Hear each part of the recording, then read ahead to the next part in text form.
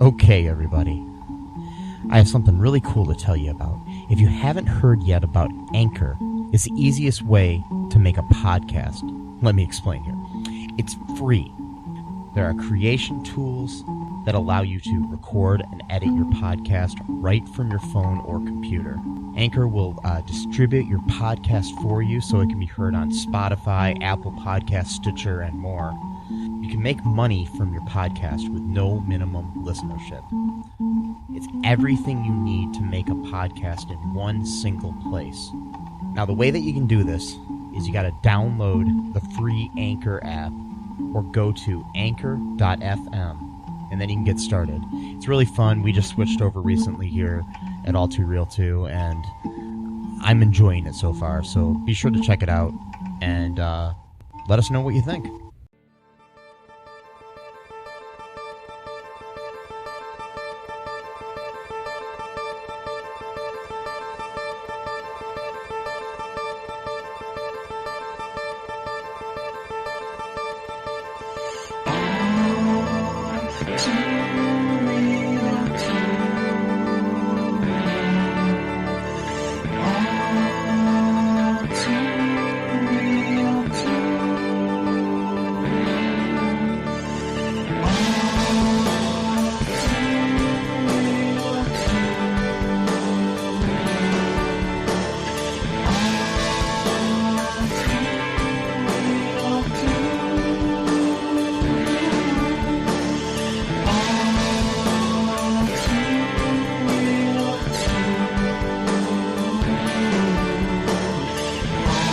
Hey everybody, welcome to the latest episode of All Too Real 2.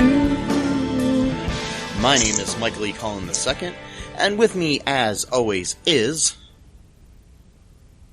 Matthew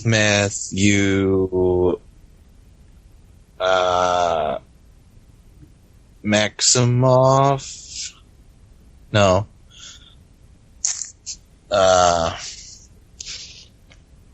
Hayward? Okay. Matthew Hayward. I don't know. Whatever. Matthew Haas? Yeah, sure. Why not? So, today on the show, in this episode, we are covering the series finale of Wandavision, episode 9. Ooh.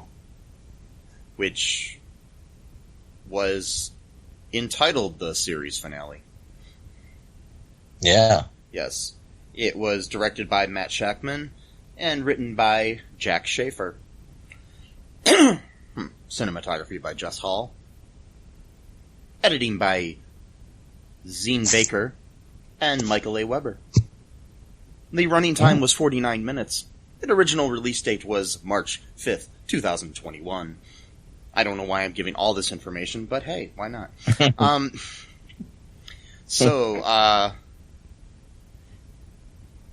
First off, before it aired, I asked people in our Facebook group, that's the All Too Real 2 podcast group, if you want to join, before the episode aired, do you think there will be a big cameo in the last episode of WandaVision? If so, who do you think it will be? I just think it's funny to read these really quick, just to, you know. Mm-hmm.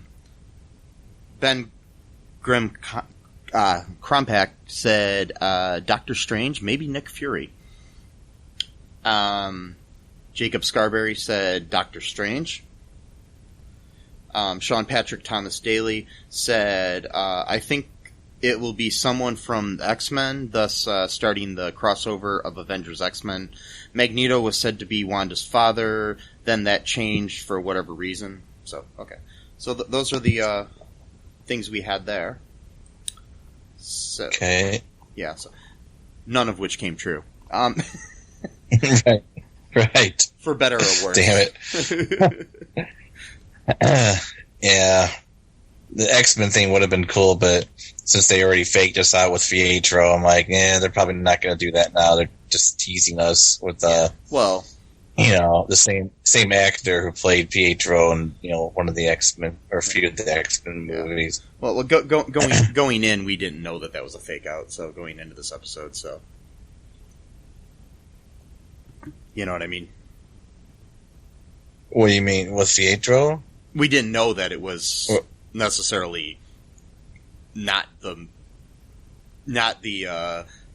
character from the X-Men. You know what I mean? I guess I just assumed until the reveal. Yeah. Okay, I guess I just assumed then when she called him Pietro and stuff like that. Well, that just meant he was a fake Pietro. It didn't mean that he was necessarily not a Quicksilver. Because in the X-Men movies, he's not even Pietro. He's Peter. Oh, okay, yeah. All right. So, anyways, so we had so what happened in this episode, Matt? Like, what's going on?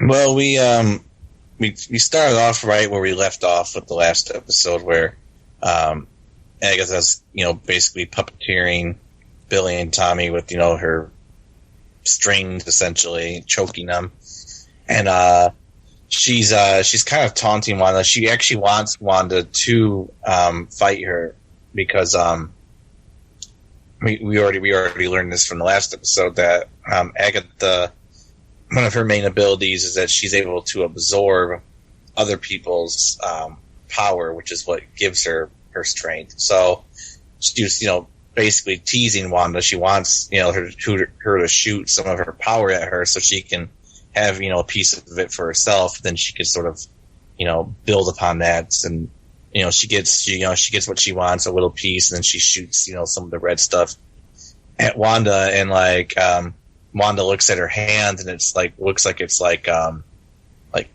of like infected, like Harry Potter and the Half-Blood Prince, almost like Dumbledore's hand with the curse. Kind of looked a little bit like that. Not as bad though. Yeah. And so Wanda realizes that Agatha is actually stealing her power, essentially. And Agatha actually tells her that's what she's doing, because she, we kind of had this idea from the last episode that Agatha is kind of envious of Wanda for having all this power without really having to put any of the work into learning what magic really is and stuff like that. And but she literally shows her cards by saying, I take from the undeserving. That's kind of my thing. So she she's dedicated the past 500, 600 years, however old she is, to studying magic. And she runs into this woman who just learned how to do this stuff 3 weeks ago, maybe at most. And so we kind of start a fight going on pretty much from the beginning of the episode. Wanda throws a car at Agatha, the car that looks kind of like Iron Man's old suit, which is interesting. And it goes into the house, and then she looks under there, and all you can see is the Agatha's boots. So it's kind of like play on the Wizard of Oz type of thing. Yeah. With Dorothy's house fell on top of the Wicked Witch of the East or whatever. Yeah. And so then that makes Agatha the Wicked Witch of the West View. Yeah, I get it. Yeah, so it's kind of funny. And so that's pretty much what sets us off, really, from the get-go. I mean, pretty starts off pretty intense. And this episode didn't really have any kind of build-up. Most of the episodes really had a formula where it was pretty much like TV show, and then within the last 5 minutes of the episode, something weird would happen. Then that was pretty much the formula, which one could criticize for being formulaic, but at the same time, since she is kind of living through sitcoms, it actually kind of makes sense to have it be formulaic, because that's kind of the whole deal, Yeah. Except what sitcoms are like, they all have a formula, so that's kind of it wasn't them being lazy. That was kind of what they were getting at. Okay, we're gonna do this, and then we're gonna have a weird thing at the end, and then we're going to go into the next episode and just kind of repeat that. But like, this pretty much just started off different. Pretty much throughout the whole episode is pretty intense. I mean, it's like pretty much just fighting for most of it. I mean, it's basically like the end of a Marvel movie where you have the big fight. Mm-hmm. Yeah. So it's basically the end of this 6-hour movie that we watched, you know? So. Yeah. Pretty much. Yeah. So basically what we have going on here too is, Monica Rambeau is, actually captured by, the, quote unquote Pietro. In like the attic of Agatha's house. So basically, we end up, she finds this like headshot, like he's an actor or something, of him when he's younger. And it's like a young picture of oh crap! I just blanked on Evan Peters, and there we go. And it says his identity as Ralph Boner. So, which I'm wondering, it's a possibility that that's like actually just a play on the fact that there was a character named Boner on Growing Pains. Mm-hmm. Yep. But so basically what we're realizing now is that the Ralph that Agnes, aka Agatha, has been talking about the whole time is this dude. So that's her husband. Yeah. Yeah. And she sees this like necklace that's kind of glowing purple around his neck. And, you know, like, so she rips that off of him, and then he basically is now back to being Ralph and no longer Quicksilver, you know, so. Right. So, yeah, that was kind of in my opinion, a letdown on the whole thing. I mean, I think there should have been a better reveal, but that's just me. I mean, I understand what they're going for here, but still, maybe Ralph Boner's going to be important in the future. Who knows? Yeah, maybe. He might be, maybe he's like the witness, but then again, why would you be an actor? That would be a bad thing, you know, if you're in the witness protection. Well, that's the thing. It's like, is that a headshot or is that like a file thing that maybe the, you know, maybe he's under witness protection and maybe his name isn't really Ralph Boner and we'll find out later that he actually is. Right. Quicksilver or something. Who knows, you know? Yeah. There's so many more movies and things coming up, so. Yeah, I know, in Phase 4, so it's like, they already teased, well, in Endgame, they already teased, I forgot basically Marvel's version of Aquaman, when they were talking about, like, the earthquakes underwater or whatever. Namor the Submariner. Yeah. That seemed almost kind of like a tease of, you know, maybe perhaps that character. I don't know. 'Cause I heard they're making a movie about him sometime soon, or maybe not soon, but there's a possibility he might be in Black Panther too. So. Oh, okay, well, that's cool. Yeah, because that's right. Because that was when sorry, I'm blanking on names too. Jeez, Natasha was talking with I forgot her name, but she's like pretty much like the military commander of Wakanda,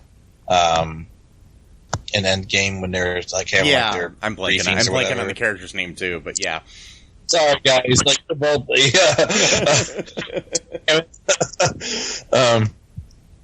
gonna blame it on the seasons changing. Yeah, I always get a little bit, you know, disoriented. So that's what that's the fault of spring.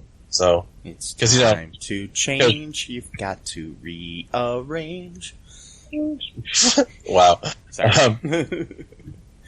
But I liked how he was like talking too, of like, oh, you want to tussle again? Like, just so annoying. Yeah.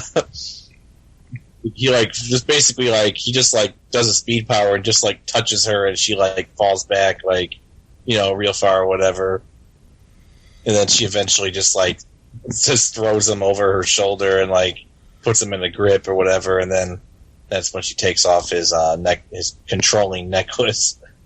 Yes. So yeah, so I mean, and basically like it's just like hopefully that whole thing wasn't just a setup for a dick joke. Yeah, I know.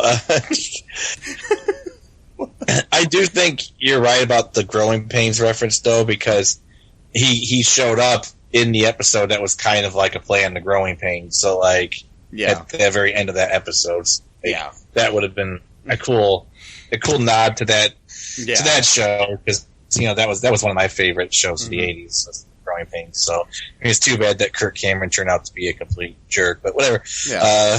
It's also too bad that the actor that played Boner passed away recently, like sometime in the last 10 years. So yeah. Right. Yeah. Yeah. I'm blanking on his name now too, which is really sad. Sorry, dude. Yeah. God damn it. I'm gonna have to look that up before we're done here. Anyways, then we have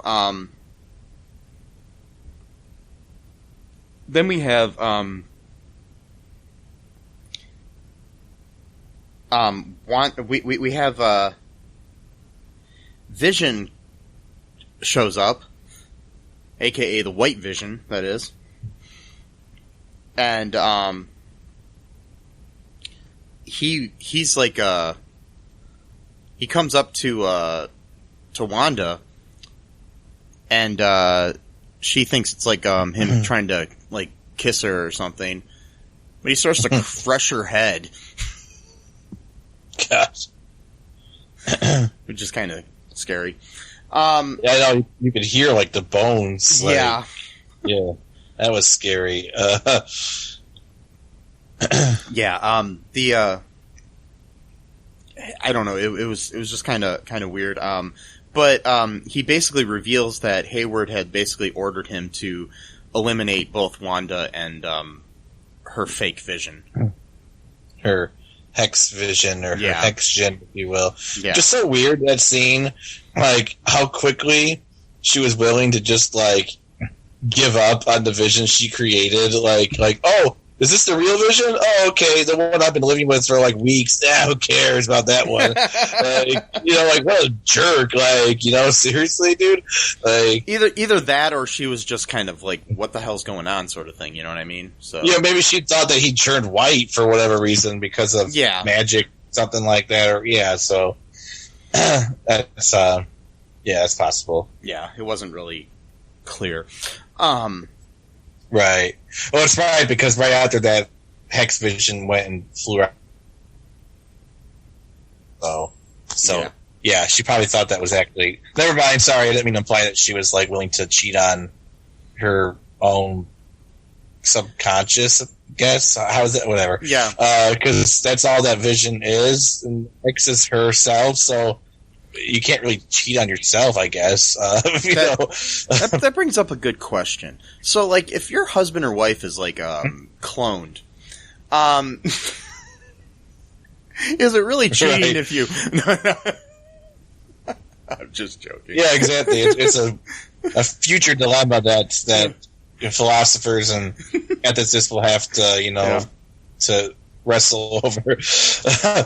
I mean, and then it's also like the whole theory, like, so if you clone yourself and then have sex with yourself, is that sex or is that masturbation? That's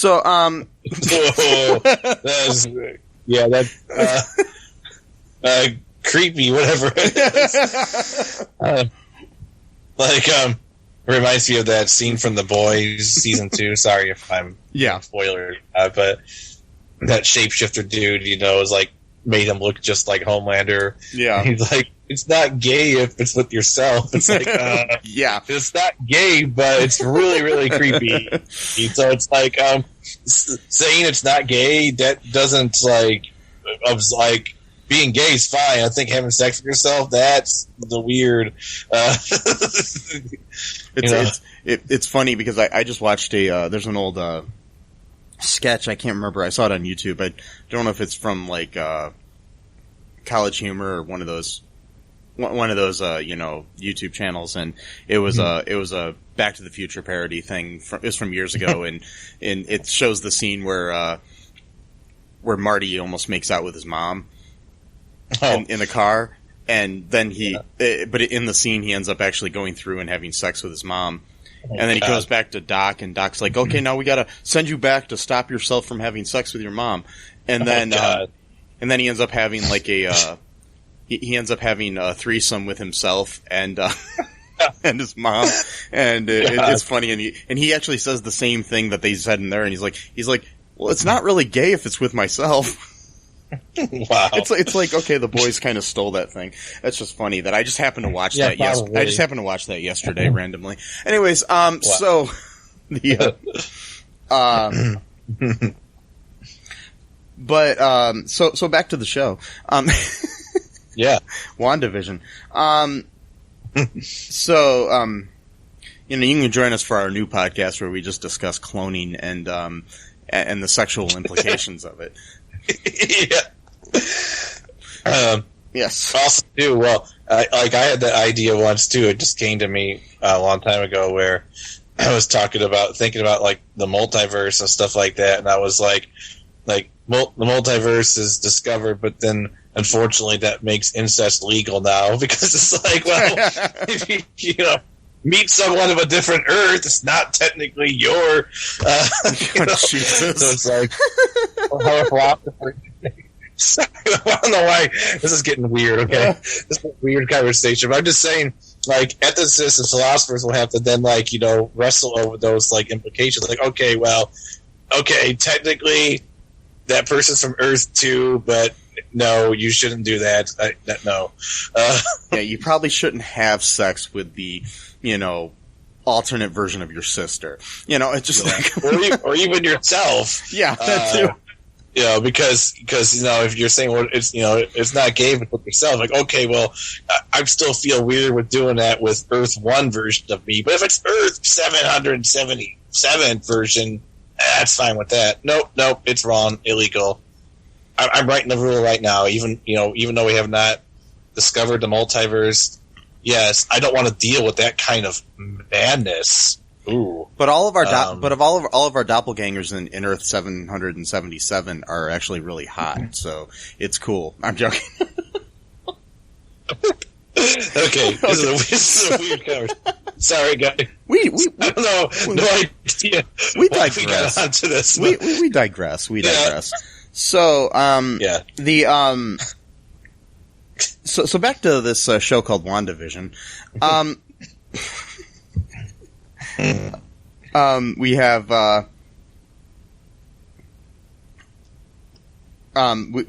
we have this situation where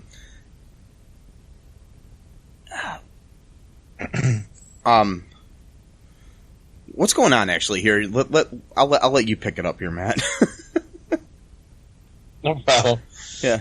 So White Vision and Hex Vision are going at it.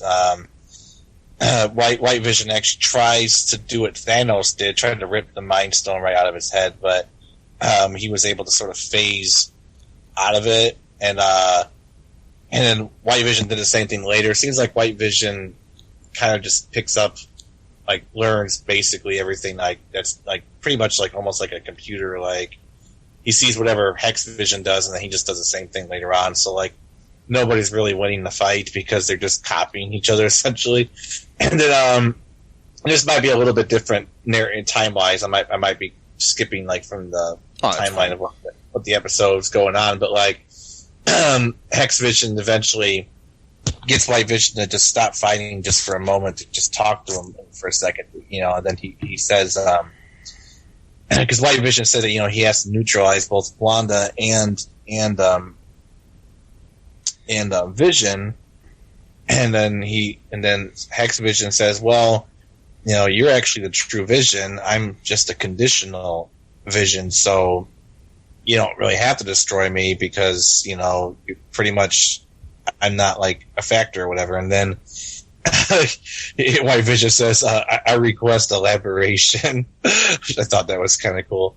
Just like very logical, almost like data or something like. And he talks about that, that theory about a boat where if you, it's basically the thing where, okay, so there's a boat and you replace the pieces of the wood one at a time until eventually it's completely new wood. So is it really the same boat? And if you take those pieces of that wood and build another boat with it, is that really the same boat? Or is neither or both? Right. Yeah, so that's the thing. So it's an interesting philosophical problem. It's really so they both come to the conclusion that they're both vision essentially. Just different ways. Because that is a really interesting. The ship of, was it the Thesis or something like that? Which is interesting too, because like in Saudi Arabia and stuff, like with the Kaaba, it's kind of a similar thing because the Kaaba that's sitting in Saudi Arabia right now is not the same Kaaba that existed like in ancient times, like with Muhammad or even before Muhammad. And it's been rebuilt, probably dozens of times since that time. So it's like, but people still call it the Kaaba. So it's like, well, is it the Kaaba or is it just a Kaaba? Yeah. By the way, a Kaaba is just Arabic for cube. That's literally what it means. So, but not a hexagon, no. So sorry for that, but just a cube shaped. But actually, if you look at if you draw a cube and then you color the whole thing in, it's actually a hexagon. Oh, interesting. Very interesting. Yeah. So basically now we're going to be seeing articles saying that Wandavision is Islamic propaganda and, Sharia law or something, or Wanda Sharia or something like that. And, we got to cancel Wandavision because I don't want that. But at the same time, I'm against cancel culture, but I want to cancel Wandavision for canceling my American Christianity. And I want to cancel it because they took away my Mr. Potato Head and my my racist imagery in the Dr. Seuss that I never read anyways because I don't know how to read. And but wait, anyways, about that. I know. I'm sorry. We always get into politics at some point in our episodes, which is whatever. A lot of people don't do that. But whatever. They want to keep it clean. That's fine. We usually kind of delve into rants, but so what's interesting about that is, like you said, like Dr. Seuss, like I could probably go and find old clips of Tucker Carlson or whatever, basically ranting against Dr. Seuss as being liberal propaganda or whatever. But now that they removed a few books, somehow Dr. Seuss is it's a free speech advocate, and it's like every time. It's like they just bring people to their side, whenever they think that they're being oppressed or whatever. They'd be fine if they were banning the Lorax, which is about environmentalism. Yeah, but exactly. I think Fox News has even done segments where they talked about that book, saying how it was, even back then it was trying to do propaganda for environmentalism. So it's now suddenly though it's yeah, and then. But they're fine with the racism in the old books. But anyways, that's another story altogether. Oh, yeah, exactly. Because that's anyway. Yeah. Do you want to take a quick break here, Matt, and then we'll come back and we'll talk more about WandaVision? Sure. Okay, we'll be right back.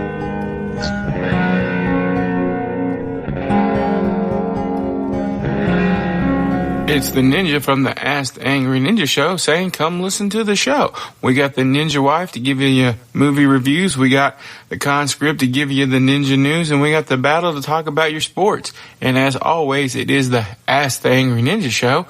So ask me a question and we'll give you the ninja knowledge you need for your ninja life. Search for us anywhere you get your podcast from. Just search for the Ask the Angry Ninja Show and enjoy the show.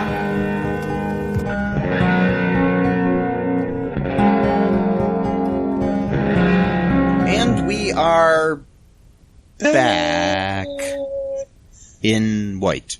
Back in White, is that what you said? Yeah. Is that like a AC/DC cover band, Back in White? Yes. And they the lead singer looks like White Vision. Anyways, Whoa. You know what I was going to say last week, by the way? I forgot to, though. What's that? About White Vision. So, like, I was going to bring up the point during our episode, but then we just kept talking and stuff, and I just totally forgot about it. But then somebody on the community fans Facebook group had a picture of right when they were loading up White Vision, and they put the Greendale human beings costume because he looked just like the mascot for the Greendale human beings. I was going to bring that up, but then someone made a picture. I'm like, God damn it! Like I came up with that. I mean, not really, but yeah, I probably other people did, obviously, but parallel thinking, you know. Yeah, because I just wanted to bring that up of like, oh my god, it's the Greendale human being. Like,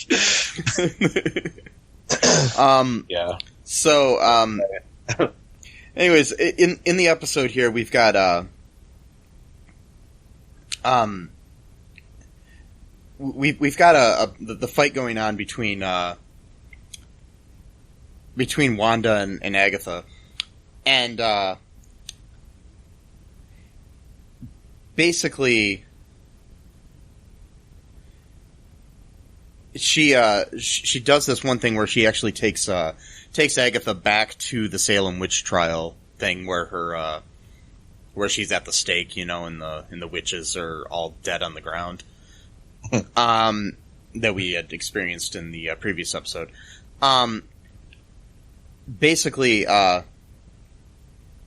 then Agatha gains control of Wanda's thing of what's going on there, and she basically ends up forcing Wanda to give up her magic.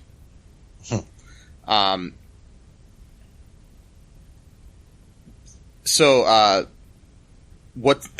Billy and Tommy sense that something bad is happening, so they go down to the town square to help out their mom. And at one point, there's an opening within the hex, so Sword and Hayward and everybody can come in. And Hayward at one point tries to shoot the boys. Yeah, because he's such a good guy. Anyways, Jesus Christ, dude. Yeah, he tries to shoot the little boys. And then Monica Rambeau, who had escaped from Evan Peters' Ralph guy, his man cave, escaped from his attic man cave, where he just sits around and watches Steven Seagal movies, and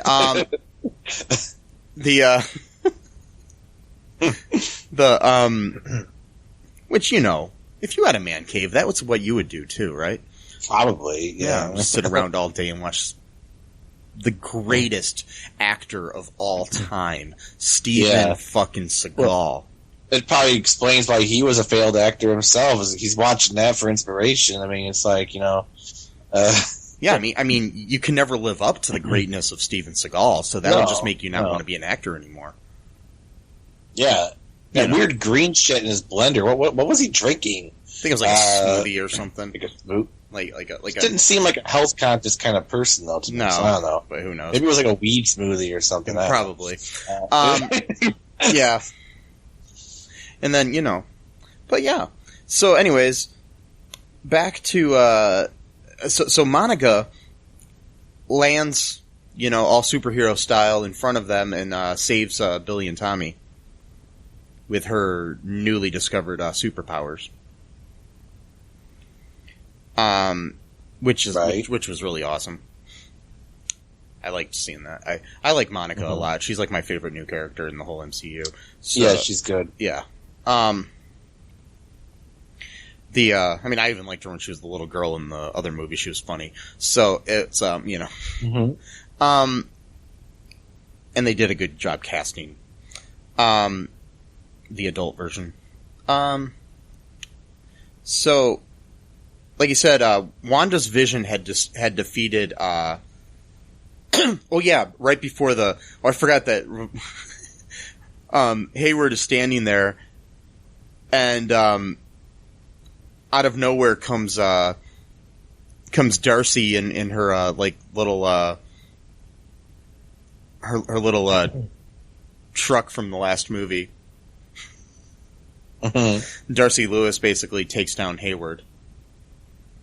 Right, because he's trying to drive away after his failed assassination attempt on the children. Yeah, and then she crashes into him and takes him down. T-bones him, essentially, so he can't get out of the car, because, you know, he's, like, crushed between... she's like, enjoy prison or whatever. Which, you know, I kind of like that, but at the same time, it seemed kind of like... I wanted him to have a little bit more of, like, a punishment and just, like... Oh, comic relief! Like he just tried to kill children. Like, yeah, I mean, my feeling is I think we maybe will hear more about him in the future. Who knows? Yeah, or it could just be a one-off character. Who knows? You know, but yeah. If not, I think there's more to it because there's got to be some reason why he was doing what he was doing. You know what I mean? I mean, maybe he thought what he was doing was for the good of people. You know what I mean? I don't know. You know. But why specifically go after the children? Which it seems interesting that his character is kind of... Well, if you look at it in a certain way, I mean, I'm not defending him trying to hurt children, but they really weren't real. In his mind, at least. You know what I mean? They were, but at the same time, he knew, even before Wanda knew, like we mentioned this last episode, that he even knew before Wanda knew that she had the abilities to like kind of like write her own reality. So it's like, how would he know this before she knew? It's just there's something going on with him. That's just, what I'm saying. I just hope they explore more about Sword and stuff like that in future movies. Which I'm sure they will because they're setting it up. You know, there's going to be more Sword in I'm sure in both Spider-Man, also in you know, Doctor Strange and other things. You know, I'm sure there's going to be a lot more, and especially probably in Captain Marvel 2. Oh, I can't wait. I mean, unfortunately, we're going to have to wait like almost 3 years total for Captain Marvel 2 to come out because they said it's going to be like probably like 2022 at like the end of 2022 though. Yeah. November. So like, oh man, like. Yeah, well, that's only like a year and a half away or something if you really think about it. Right, so, yeah, I know. Yeah, but it's it'll be interesting too because I mean I know that Monica Rambeau and also Miss Marvel is going to be in that movie too. And Miss Marvel is a show that is going to premiere on Disney Plus before then too. So which is about it's like the first Muslim superhero too. So see, that's why I told you. See, I was telling you right there. So you know the cube hexagon Islamic witchcraft because that makes sense in my mind. Yeah, it's the first Marvel Muslim superhero, I should say. Because, that's right. Because you know because there is a Muslim superhero in Legends of Tomorrow, so that's cool. Anyways, that's right. Zari Tarazi. Yeah. Well, or Bayfrod as well. Which I looked up those names before. Bayfrod actually means, I think, something like nobility, like pure of heart, or something like that. Or joyful. Yeah. Which is interesting because Bayfrod is kind of like a stoner who's always like chilling. You know. Anyway, we're mixing two different companies here. Yes. So it'll be interesting to see where the story of Sword goes and what we find out, you know, in these other shows and things of that nature. You know, I'm sure there's going to be more brought up. Who knows? There might even be something in Falcon and Winter Soldier. Which comes out in a couple weeks. That's right. So we've got So like we said, Wanda's vision had defeated the Vision by the White Vision, that is, by restoring his memories, and then he flees from Westview, like goes up in the sky and flies away, which I think he's doing that as a way to try to figure out what's going on in all the memories and things of that nature. And Wanda is like transferring her magic into Agnes. While she's doing this, she's secretly missing things, and she's also creating these runes around the barrier of the town to basically strip Agatha of her powers. And then she ends up trapping her permanently in Westview as Agnes.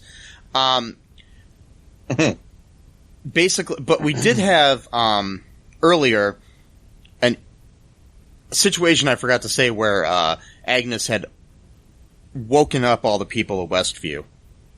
Oh yeah, that's right. Yeah. And we find out that Dottie basically was a whole red herring this whole time. Yeah. So she, people were like, oh, maybe she's Mephisto, maybe she's this, maybe she's that, and right. It's like, yeah, no, she was just a lady in the town. A mom who wants to hold her kid because he's trapped in her bedroom or something like that. and interesting thing is her name was Sarah Proctor, she says, and Sarah Proctor was a woman burned at the stake during the Salem witch trials. Jeez. in the real world. And wow. Goody Proctor. That's right, Goody, yeah. Yeah. What a name too. Goody Proctor is killed. Yeah. Well, they were all called Goody. Like that was basically like that's what okay. That's like Mrs. or Miss or something like that. Like women were all called Goody. Yeah. I was in the Crucible when I was in high school, so I did all this research on the Salem witch trials back then. I was weird. I had like 21 lines in the frickin' play. And I remember my last line. I had 20 lines in the first act, and then one line in the second act. And my line in the second act is, "It's a Providence. The thing is out now. It's a Providence." Okay. Anyways, so, and then that was like 30 years ago that I said that. Anyways, but the whole the whole Salem witch trials, basically, they were all called Goodies and stuff like that. And so it's interesting that she has that name. I mean, it's obviously just an Easter egg. There was this whole, that happened. So we basically find out that then, because of the runes that she created that we were made aware of in previous episodes, that if you put the runes, around, you can't. The only witch that can use the magic is the ones that put the runes up there. Yeah. So she ends up then permanently. She takes all of her powers back from Agnes, and then she basically, from Agatha, and then she traps her into Westview as the nosy neighbor Agnes that she had pretended to be. Right. So, cheery neighbor with all of her corny jokes and stuff like that. Okie dokie, artichoke. Yeah, exactly, artichoke. Which is interesting though about the runes, because I watched the episode twice, and at the first time I didn't really realize. I thought Wanda was just missing, but later on I realized she was doing it on purpose. She was casting runes all around while she was, quote, missing Agatha. And Agatha, of course, didn't really suspect her because her arrogance kind of got the best of her, where she just assumed that Wanda didn't know anything. But it's like Wanda was like listening really intently to everything she was saying in the previous episode. Like, I think Agatha thought that she was just like in a state of shock, but she was actually learning the entire time. So like she's like, just giving her free lessons essentially, and so yeah, she set those runes. But I think too, I think it looked like she was also taking some of Agatha's power away from her, so that now she has Agatha's power as well. Yeah, I mean, so because she's become the Scarlet Witch too, she is now the most powerful being in all of the MCU. Yeah, exactly. Because she tells her that she has more power than Doctor Strange. Right, yeah, it's more powerful than the Sorcerer Supreme. So yeah, interesting. Agatha knows about that because because Doctor Strange and stuff they do magic, but their magic's a little bit different than the type that Agatha practices. Yeah, because like she's got the Darkhold. Darkhold is like the really dark magic spell book. But if you go and watch Doctor Strange, they got hundreds of books, so it's magic. It's much more complex than just one book. There is a thing that people point out that there is one book missing in Doctor Strange. Mm-hmm. Right, which has got to be that's the Darkhold. And the other thing about the Darkhold too is that people point out, because the Darkhold, I'm not going to ruin anything for anybody that hasn't seen Agents of S.H.I.E.L.D., but it does appear in Agents of S.H.I.E.L.D. at one point, and it looks completely different. So people are like, oh, because it looks different, that means that Agents of S.H.I.E.L.D. is no longer canon. Oh, okay. But my theory on it is the book can change the way it fucking looks. And also Agents of S.H.I.E.L.D. could be a different timeline. So it's still canon, it's just, you got to realize that it's canon, but it might not be canon at the same time, if that makes sense. You know what I mean? It's just a different... Okay. But I just hate it when people try to downplay Agents of S.H.I.E.L.D. because I loved that show. So, yeah. Because it was such I've heard people talk badly about it a lot, but it's such a good show. Anyways, it starts out kind of slow, but it gets really good as it goes on. Well, yeah. Well, so did the Marvel MCU start off slow. I mean, Iron Man 1 really is not that exciting. It really isn't. I mean, the last 15 minutes are like the only battles going on, So anyways, in the show, then we have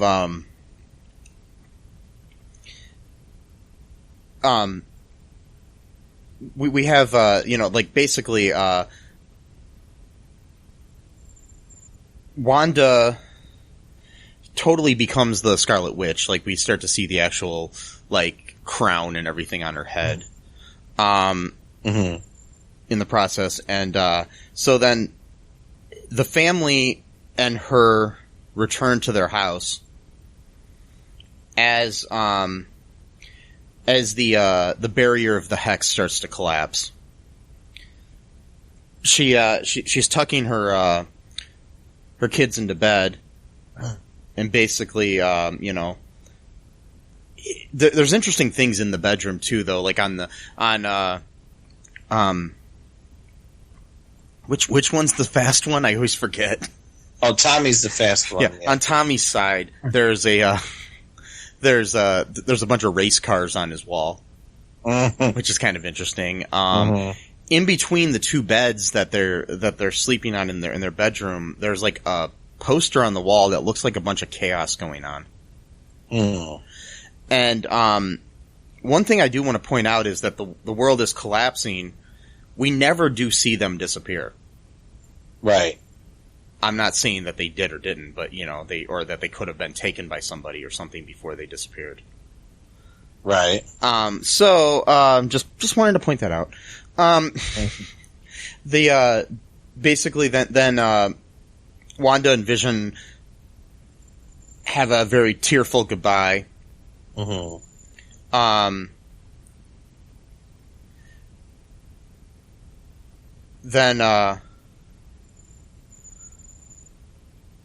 we and they also say to each other that Vision reassures her that somehow they will see each other again one day, since they have said goodbye before. So that, I don't know. I was crying. I know that much. It was really emotional. Yeah. Then Wanda takes off after that she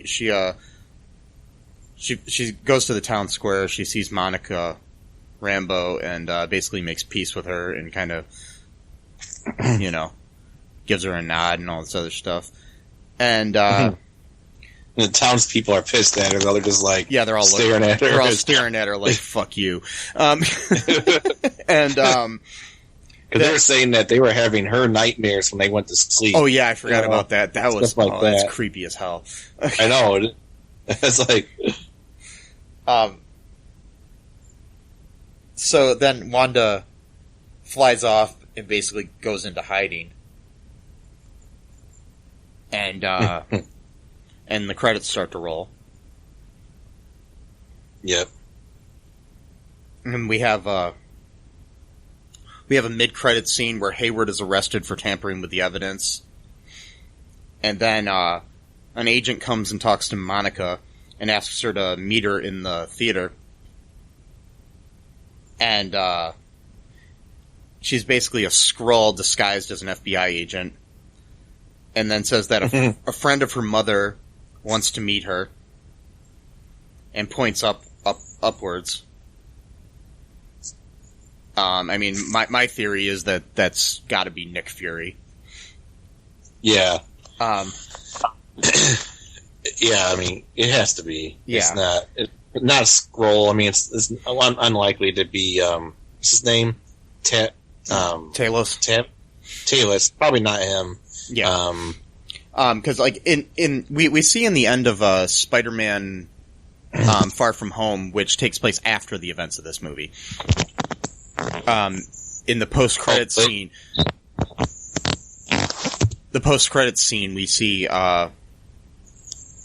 we see Nick Fury up in space somewhere.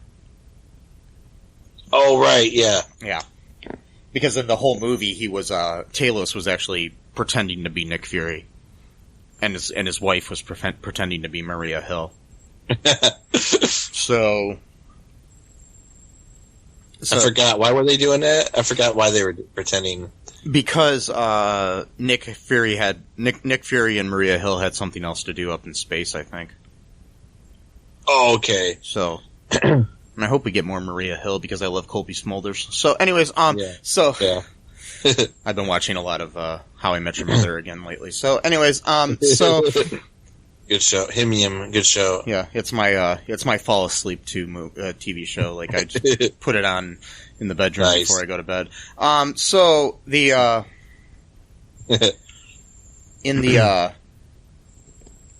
so we see that in the mid credit scene, and then there's a post credit scene where we see Wanda is somewhere in like a cabin in the middle of nowhere that looks like some people pointed out, which is interesting, that the cabin actually looks a lot like the cabin from Evil Dead. Oh wow! Which is interesting because Sam Raimi, who directed Evil Dead and the Tobey Maguire Spider-Man movies as well, is directing Doctor Strange in the Multiverse of Madness. So, there's in there we see a astral form of Wanda inside while the, I don't know, quote unquote real Wanda, who's sitting there in gray sweats, is making some tea. We see in like a bedroom or something the astral version of her studying the Darkhold. Right. So that freaked me out the first time. I didn't understand the first time. I actually thought that for a second that was like a second Wanda, like a clone or something. I was like, wait, what's going on? Yeah. I didn't realize that she was astral projecting herself, to do that. Well, if it's her clone and it's in the bedroom, I guess that... Oh, wait, sorry. Oh, God. Not this again. So if you're wearing a different costume, does it count as? God damn it! But that begs the question though about that though. So like, is like now that she's Scarlet Witch, just like, is that like her natural form now, like with the crown and stuff? Like it might be. I mean, that might be like her powerful form at least, or whatever, you know. And while she's there, we also hear Tommy and Billy calling for her for help. So, like, are they stuck in some astral plane somewhere that we don't know of? Are they in another, you know, multiverse? What's going on? You know? Well, yeah. Okay, about that. So, I watched it a few times, and to me, it actually sounded like the exact audio clip from when Agatha had her in her basement. Yeah. Like, and then so I'm starting to wonder, is that where Agatha, did she send them somewhere, you know, because like, I mean, they weren't in the basement at all. They were somewhere else, but she could hear them yelling.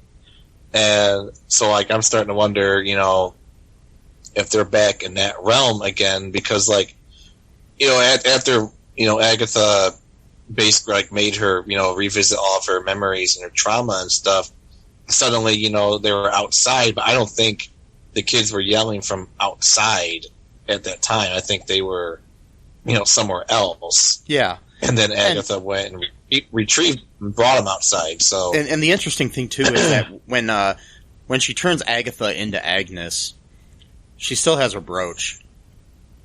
Right. Which could indicate that she still has some powers. Right. And that maybe she's able to break through the Agnes spell and become Agatha, and maybe she did something to the kids. Who knows? We'll find out in the Multiverse of Madness, I'm sure. So I'm sure. And I'm sure we'll find something. And I don't know, I watch a few theory videos here and there, and I don't know which one it was. No, it was an article I read, and the person was saying that they think that, you know, Wanda's going to be a villain. I'm like, I really hope not, because like the whole point of this show was to sort of like resolve that, kind of like she didn't mean to be a villain, but she did something that was kind of villainous by mistake, and then was maintain it, you know. I mean, there's a lot of things we can speculate on too in a minute. Do you want to take a break now and then come back and do some speculation about where the MCU might be going? And also, we'll read some listener comments too that I got on our Facebook group. We'll be right back after this.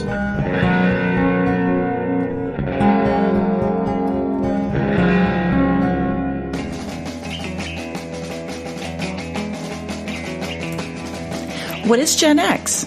What is the silent generation? What do generations have in common? Hi, I'm Trish the Dish from the Gen X Voice podcast, and I invite you to listen to conversations I have with folks from different generations, backgrounds, beliefs, and experiences in an attempt to see what connects rather than divides us. Even though Gen X has been called slackers, Karens, or not mentioned at all in some cases, we are the bridge generation, so I feel compelled to do my part to destroy ageism by bringing all these voices together. And, as a bonus, each guest gets to answer some 80s questions at the end of each show. So download and listen to Gen X Voice today on Apple, Spotify, Amazon, or wherever you listen to podcasts. And let's see how much we have in common after all.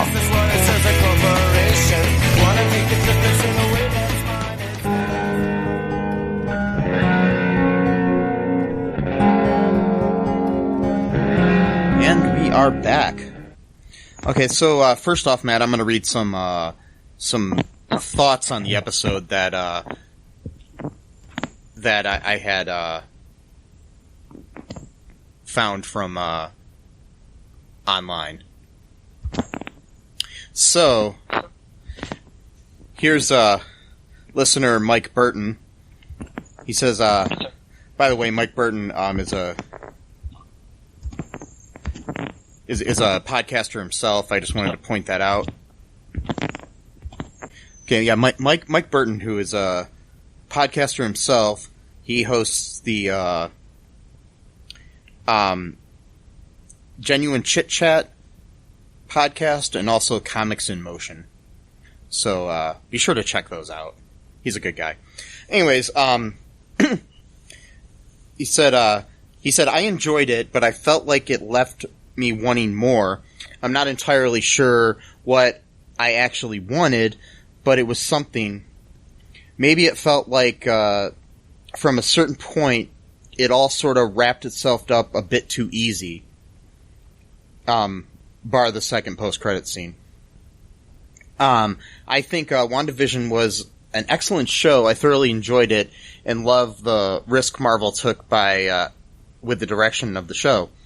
The visual effects, acting, and plot were all ace, but by the end, it sort of felt like an interlude chapter in the MCU. So although it was brilliant, I feel like that maybe they didn't stick the landing 100%. And then, I kind of agree with him there. I mean, it might, it is kind of a letdown, but then again, it had a lot to live up to, Yeah. I mean, I pretty much agree with that. Because it's just hard to do an ending. It really is. It's hard to end a story. It's much easier to begin the story than it is to end one. Yeah. But still, this was also a transition into, Doctor Strange and the Multiverse of Madness. So yeah, and we might get more answers.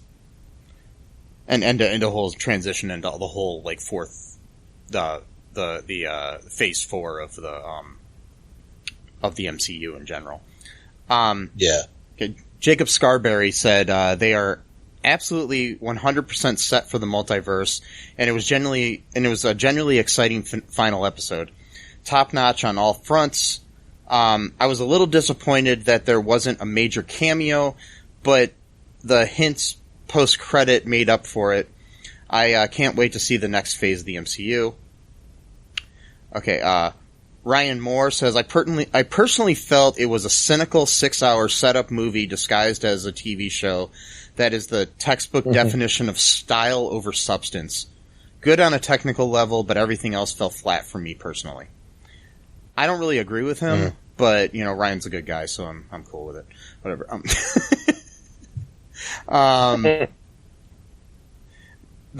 Meredith Holland said, maybe it's because I have never really been a Marvel fan, save for the Deadpool movies, until now. The show rocked. I couldn't wait to watch each episode. I really wish there would be more of this show, but I get that it is not in the cards right now. But this show and its finale makes me ready for Doctor Strange 2. Since Scarlet Witch will be involved, I don't even care that I haven't even seen the original Doctor Strange yet. Okay. So, yeah. So that's what some of our viewers thought. I mean, listeners. I don't know why I said viewers. But, whatever. I guess they could, look at their phones while they listen. Right, yeah. Yeah. And I'm assuming most of them aren't blind, but, some might be. Who knows?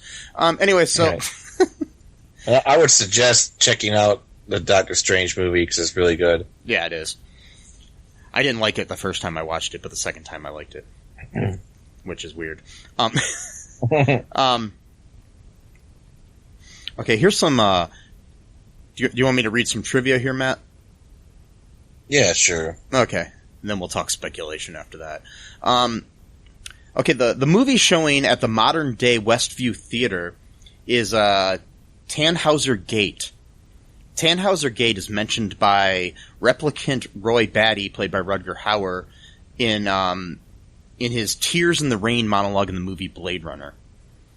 Which is interesting because he's a fake person coming to grips with who he is and stuff like that, so... says a lot about this show, too. In one of the publicity posters released at the start of the series, the one that shows Wanda and Vision standing together behind a stack of televisions, part of Wanda's new costume can be seen peeking out through some of the televisions. Her right arm and upper body shows elements of an outfit that are not consistent with her previous outfits from the MCU films, but match her Scarlet Witch outfit that is revealed in this episode. It was previously noted that starting with episode 2, WandaVision, Don't Touch That Dial, the house used for the exterior shots of WandaVision's home is the same house used for the exterior shots of the Griswold family house in National Lampoon's Christmas Vacation. As an additional homage to that movie, during one of Vision's fight scenes, he tosses his opponent into an RV. If you freeze the frame, you can see from the top and the back side views that it is a dilapidated RV resembling Cousin Eddie's vehicle from the National Lampoon's Vacation. Christmas Vacation. Yeah. Wow. The logo on the back of the delivery truck is Presto. In the comics, Prester John is a Sokovian crusader teleported from the 15th century to the 21st. I don't know what that means, but anyways.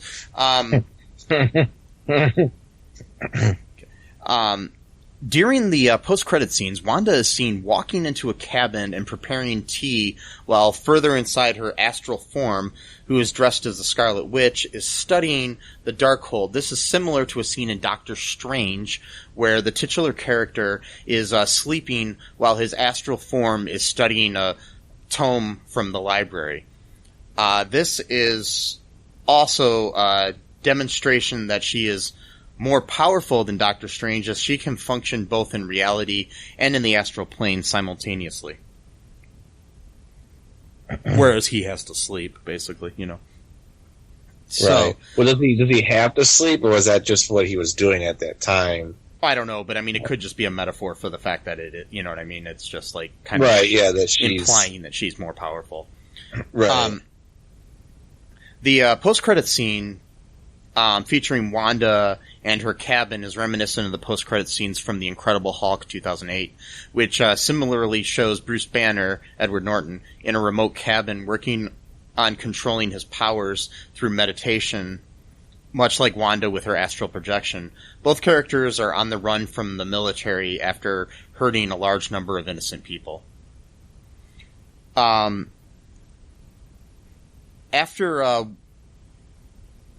Wanda launches the car at Agnes/Agatha, the shot of Agatha's shoes sticking out from beneath the car is an homage to the scene in The Wizard of Oz, where Dorothy discovers her house has crushed the Wicked Witch of the East.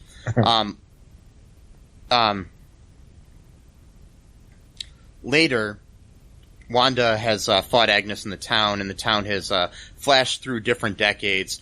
The marquee on the theater, which had actually appeared in a previous episode, shows the movie to be Oz the Great and Powerful, which I will point out was directed by Sam Raimi, the director of Doctor Strange 2, The Multiverse of Madness. So, the first appearance of Wanda Maximoff wearing the MCU Scarlet Witch costume, after featuring a nod to Wanda's classic costume from the comics and earlier in the series, this episode introduces the contemporized version of that ensemble. Along with learning sleight of hand, I forgot to mention that too, Jimmy Woo in the episode, we forgot all about him when we were doing our breakdown, Matt. He, along with learning sleight of hand to allow him to produce his business card out of thin air, Jimmy has also learned one other magician's trope, escape artistry, because he uses a safety pin to free himself from handcuffs earlier in the episode, and he was able to bring the FBI to Westview to basically arrest Hayward and everybody. Right. So, just letting you know that. Throughout the series, Agatha refers to her husband named Ralph, who is revealed to be the same name of the true identity of the person that she had recast as Pietro Maximoff, or Fietro.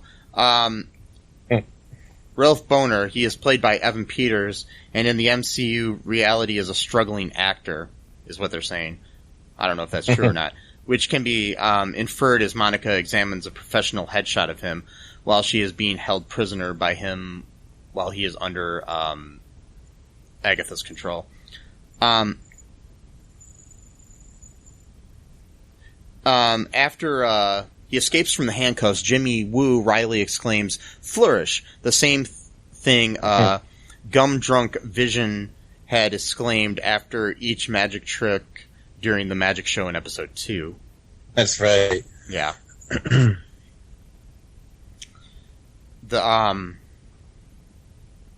see.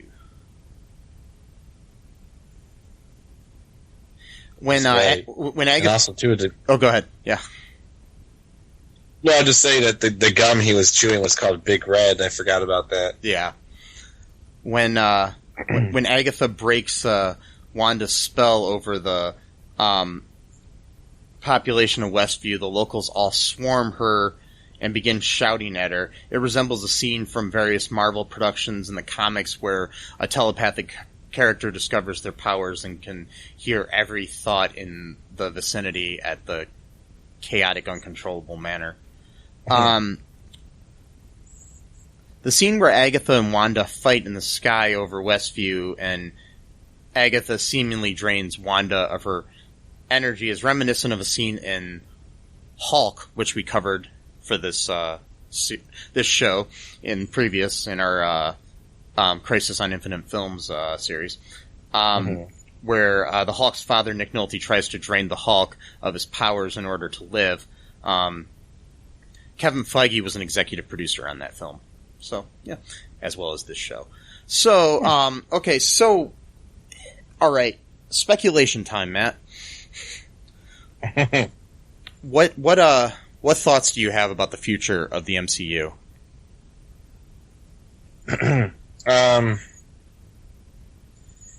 I think that magic and the supernatural are going to be much more a part of it starting from, here on out because of this show. Because mostly so far it's been kind of about like super tech, like Iron Man, you got Captain with the serum. Most of the people who have powers, it's not because of any kind of innate, natural thing. It's because of some kind of enhancement.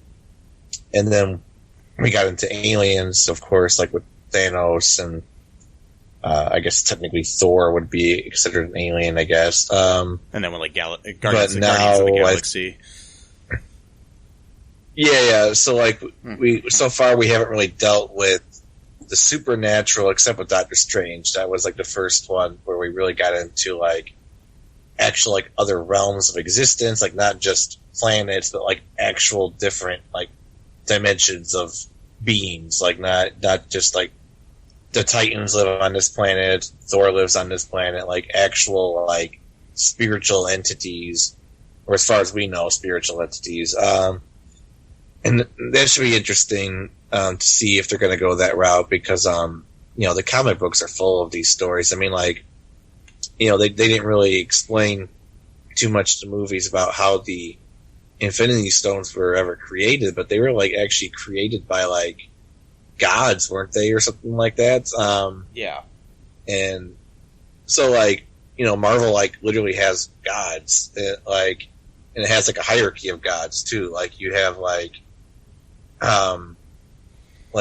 what were they called? Like not the Immortals? Is that what they're called? Or is they Eternals? That's right, the Eternals. So you got those, but there's actually beings that are even higher above them who created the Eternals. So like you've got like almost like the angelic type, but then you also have like demons as well, like Mephisto, who live like in hellish realms. And then, of course, like with Doctor Strange, you had that, what was his name? Dormammu or something like that? Or yeah, I think so. Like a dark entity, essentially, kind of like. So I think that that we're going to get into this kind of cool stuff now that we've kind of touched all of the bases before of like. Because you think about it, starting with Iron Man, I mean, it was literally just a rich guy who was like a genius who, created like his own superpowered suit. Like that's where the MCU began with that. And then in Endgame, it was aliens and time travel, and just total like, different than how it started. So I mean, and it, like you mentioned Eternals, the movie's supposed to come out in November, too, about the Eternals. So, okay. Yeah. Sweet. So yeah, I mean, I think we're, especially with Doctor Strange, because they kind of set that up with the spiritual aspect of like, well, you know, the Avengers and other people, they're protecting, the physical world, whether that be Earth or other planets, but all of that exists within the physical realm. Even when they went to get the Soul Stone, they still had to go to a physical place in order to get the Soul Stone. Yeah. Now, with Doctor Strange, it's, there's different dimensions of beings and all that kind of stuff, and it's like, and those need to be protected as well, and also the physical plane needs to be protected from some of those beings as well, so that they don't invade and basically take over, the physical realm with their spiritual powers. So I think we're going to get into that. Hopefully, there'll at least be a few movies where they kind of get into that a little bit more, and I think we're going to see more of Wanda as like a, I'm actually just really jazzed about what they did with Wanda as a character. I mean, she started off as like this teaser scene at the end of Captain America versus Winter Soldier, where she's kind of like playing with the, her powers a little bit, and Pietro is just like running back and forth in his cell or whatever, and then, we're introduced to them properly, in Age of Ultron, and, she only has like a few powers, like she could give people nightmares, she could do a few things here and there, and then like, we really don't see much of that until, Infinity War, where she ends up being able to just Mind Stone, and then in Endgame, she actually almost was able to kill Thanos on her own. So, like, each movie we're given more indication of, like, her powers are growing, and then now she literally has become the most powerful entity in the entire MCU.